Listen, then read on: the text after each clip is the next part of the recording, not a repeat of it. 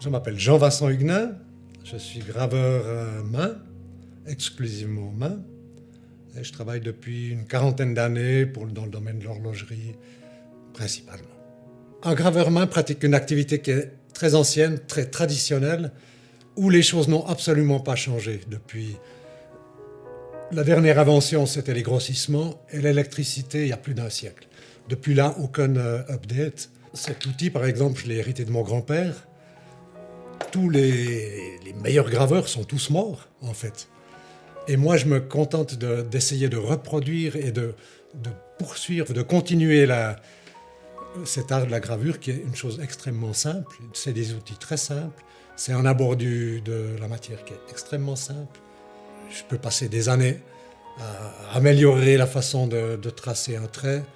Comme un violoniste avec une planche et 4 cordes peut passer une vie à sortir des magnifiques musiques. Ici, c'est pareil. L'outil est extrêmement simple.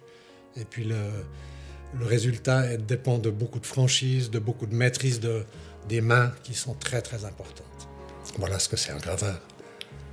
Alors, un des défis sur ces ponts Girard-Perregaux, c'est qu'ils étaient partiellement terminés. Bien sûr, les polybloqués, mais aussi ce fameux anglage concave, qui est une première mondiale.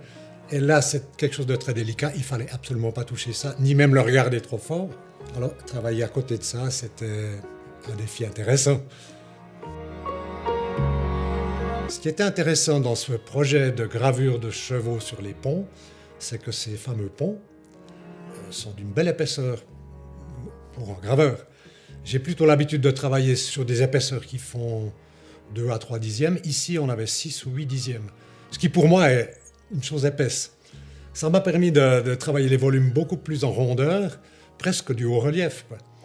Et ça, c'était une chose intéressante, passionnante.